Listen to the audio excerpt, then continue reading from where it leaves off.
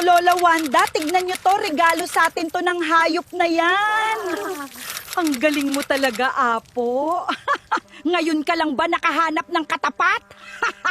Buti nga sa'yo, mali ka ng kinampihan na tao. Ngayon magdusa ka. Anong nangyari sa'yo? Humanda kayo, parurusahan ko ang mga taong gumawa nito sa anak ko! Ginger, ituro mo sa akin kung saan sila nakatira. Madali ko na lang sila matutunton pag malapit na tayo sa lugar. Masusunod po, mahal na hari! Hinding-hindi ko sila mapapatawad sa ginawa nilang pagpapahirap sa anak ko.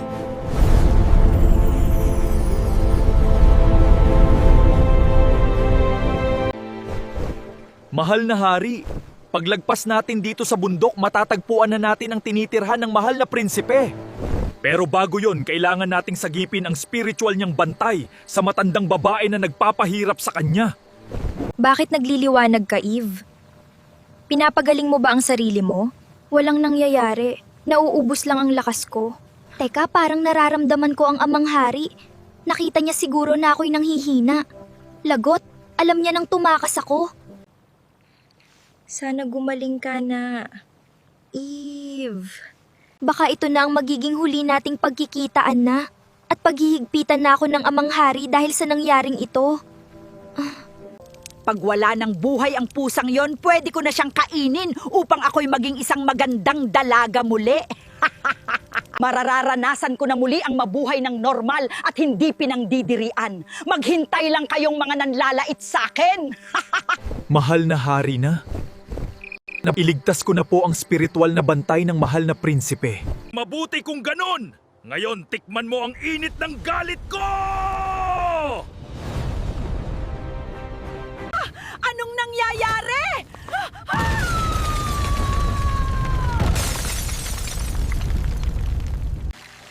Hoy, siguraduhin mong gaganda ako dyan sa ayos ng buhok ko, ha? Siyempre naman po, ma'am.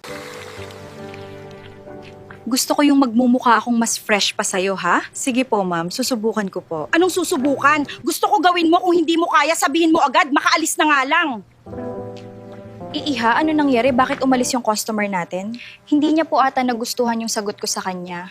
Kasi gusto niya daw magmukhang bata. Aba, grabe naman yung bruhang yon. Ano tingin niya sa salon natin? Nagre-retoke? Hala, Eve, anong ginagawa mo? Teka, salamat naman at masigla ka na ulit, Eve.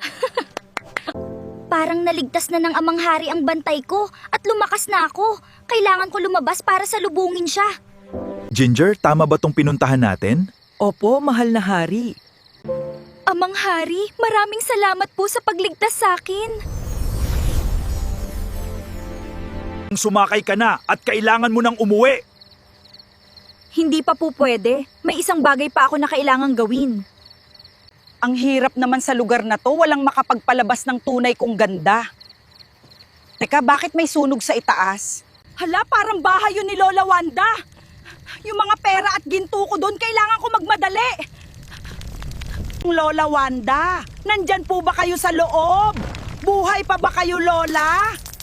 Sino kaya ang may gawa nito? Kailangan ko na magmadaling kuhain tong mga ginto at tumakas. Hindi kita mapapatawad sa ginawa mo sa akin.